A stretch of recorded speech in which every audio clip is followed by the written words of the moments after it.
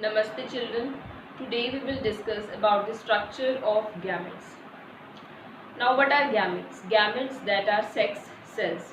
There are two kinds of sex cells, one that is male and the another one that is the female sex cells, also known as female gamete and male gamete. So male gamete, that is the sperm, and female gamete, that is ovum. Okay, sperm, they are produced by the male parent and ovum that are produced by the female parent. So that's why in the sexual reproduction two parents that are involved, which produces the two kind of gametes like male gamete and female gamete. And when both of these gametes they fuse together, then they form the zygote. And zygote, that is a single cell. Okay, and from this single cell only a new baby it reproduces. So now let's discuss the structure of the sperm and ovum in detail. So you can see here that the structure of the sperm, it consists of three parts. First, that is the head region, this region that is head, and this one that is the middle piece, and then tail that is present. Because of the tail, the sperm it shows motility. Okay, because of the tail region, the sperm it is motile in nature. It can move. And middle piece it contain mitochondria for providing energy to swim, to move. Now next is head region. Head region it consists of nucleus portion, cytoplasm region and the cell membrane. Okay, and similar the structure of the ovum, but what is the difference here, that the tail and the middle piece region that is not present, only a single cell. Ovum it is a kind of single cell having the nucleus, cytoplasm and the cell membrane region.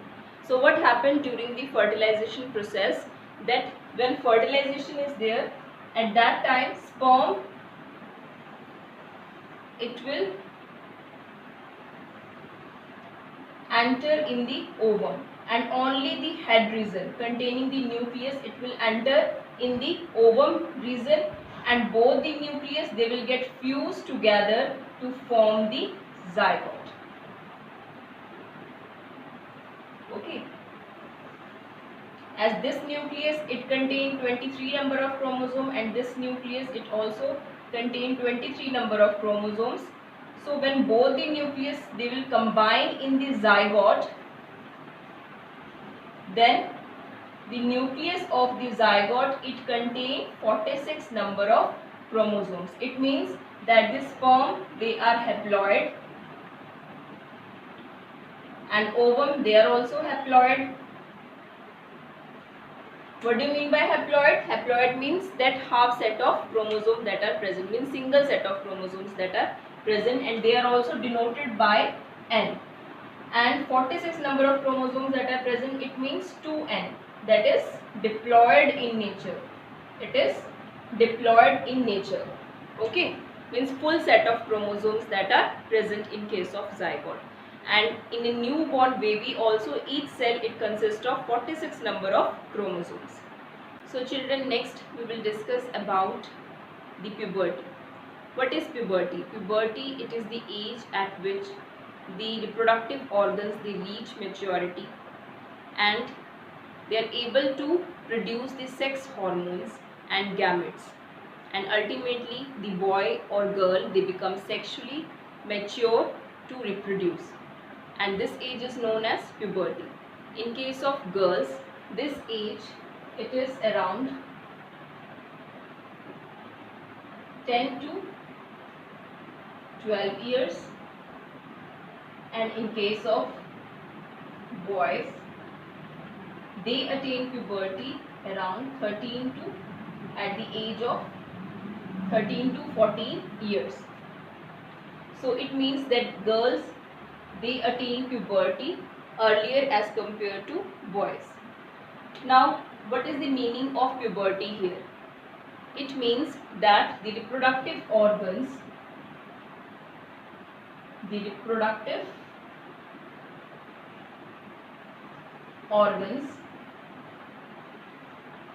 they attain maturity. Okay, so in case of male, the primary reproductive organ, that is testis, and in case of female, these are ovaries. So testes, they are responsible for producing the sex hormone as well as the gamete. So sex hormone that is produced by testes, that are testosterone hormone, and in case of ovaries, the sex hormone which are produced, these are estrogen and progesterone. Estrogen and progesterone. Clear? So this is about the sex hormone. So when the sex hormones that are produced, then they are responsible for the development of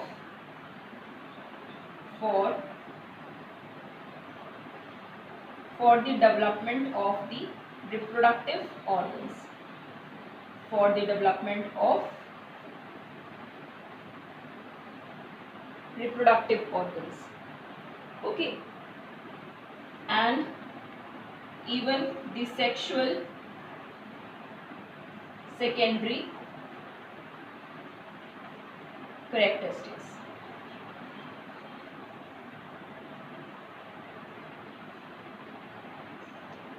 Similar, that is the case with the sex hormone also.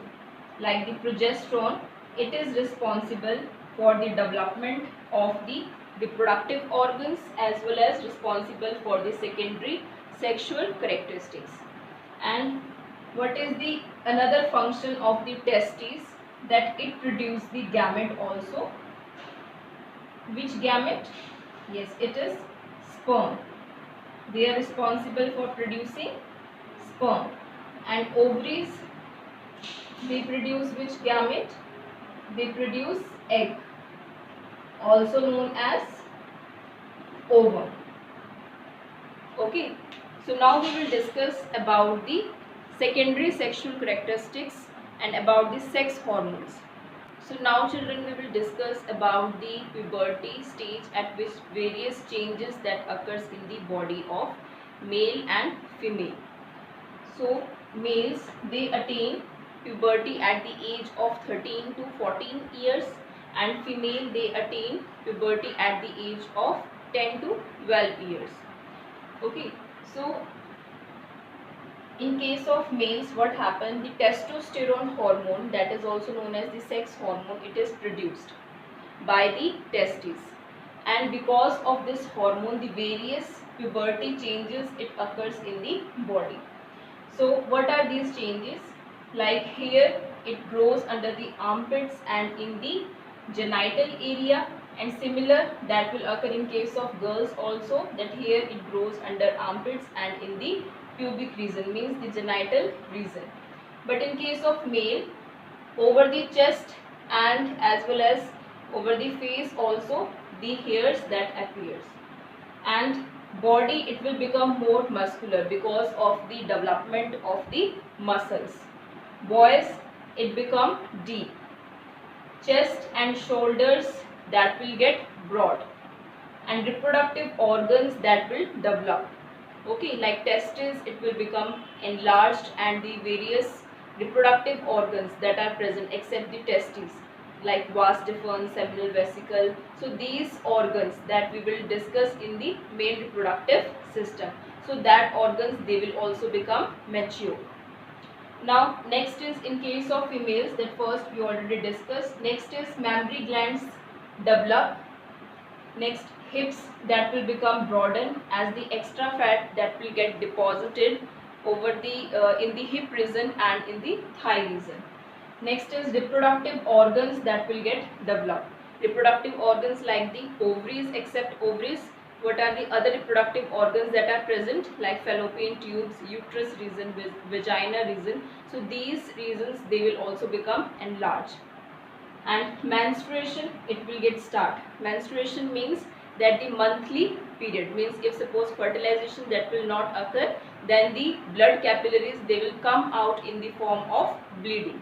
So that is known as menstruation. So once in a month, if fertilization will not be there, then menstruation occurs. So these are the changes that occurs because of the sex hormones that are produced by the primary reproductive organ. Like in case of males, that is testosterone sex hormone, and in case of females, that is estrogen and progesterone hormone. So children, now next we will discuss about the male reproductive system. So here you can see the male reproductive system diagram, and in this diagram first we will see the various organs like testis. This is testis, and just above the testis the coiled structure that is present, which is known as epididymis. And testis, it is present in a muscular pouch region which is known as scrotum.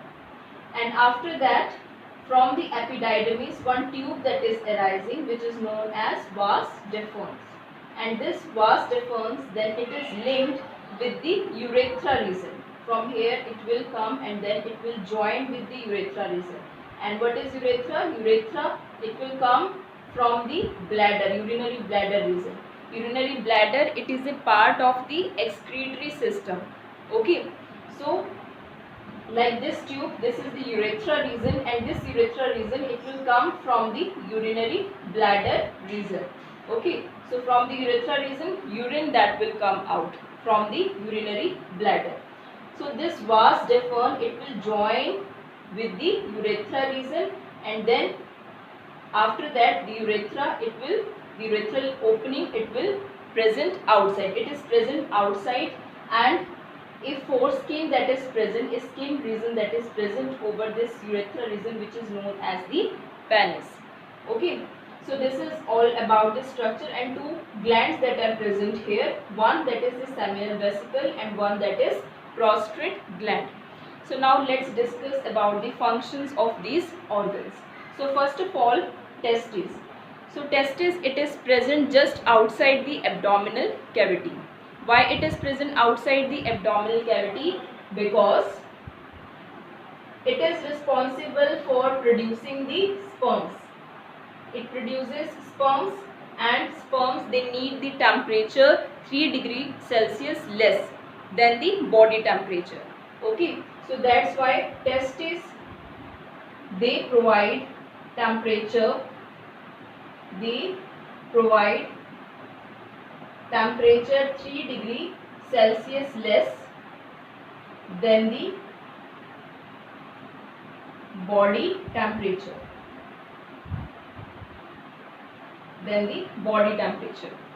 Now, as the testes, they produce sperm.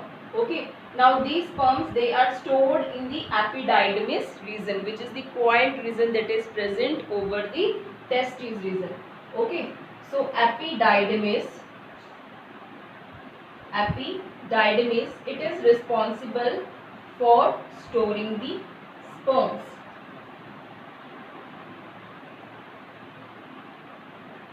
Okay. Now after that, the sperms, they will enter in the vas deferens region. This region that is known as, this tube that is known as vas deferens. Okay. So when it will enter in the vas deferens, then two glands are there in the path. One that is the seminal vesicle and one that is the prostate gland. So seminal vesicle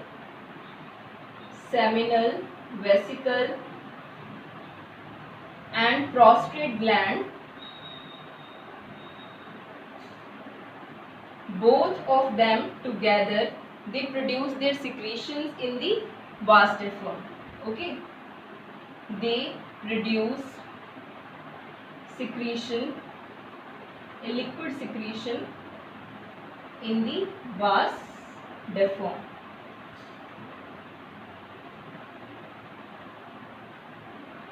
So when they produce their secretion in the vas deferens, then what will happen? From here in the vas deferens, already the sperms that are present, as they are stored in the epididymis, and from the epididymis they will enter in the vas deferens, and then it means that in the vas deferens already the sperms that are present, and now the secretions also that will enter from the two glands, that is seminal vesicle and the prostrate gland. Okay, so together these secretions from two glands plus the sperm, together they will make up the semen. Okay, now this semen that is present in the vas deferens, and from the vas deferens it will enter in the urethra region. Okay, as this vas deferens it is linked with the urethra region, so semen it will enter in the urethra region. Now semen it will goes in the urethra. Now this urethra it has dual functioning, means it is responsible for performing two functions. It carries urine as well as it carries the sperms. How? It carries the urine because it is linked with the urinary bladder. Okay, so from the bladder the urine it will come in this region, in the urethra region. And how it carries the sperm? Because from the vas deferens the sperm it will enter in the urethra in the form of semen. Okay, what is semen? Secretions plus sperm. Now what is the function of these secretions that are produced by the glands? These secretions they provide nutrition as well as they provide energy for the mobility of the sperm when it will enter in the female reproductive tract through the penis region for the purpose of fertilization. Okay, so in this manner the sperms they get nutrition from the secretions that are produced by the prostate gland and seminal glands. Now let's discuss again. Testes they produce the sperms which are stored in the epididymis region. From the epididymis they will enter in the vas deferens region, and the vas deferens it receives the secretion from the seminal gland as well as from the prostate gland.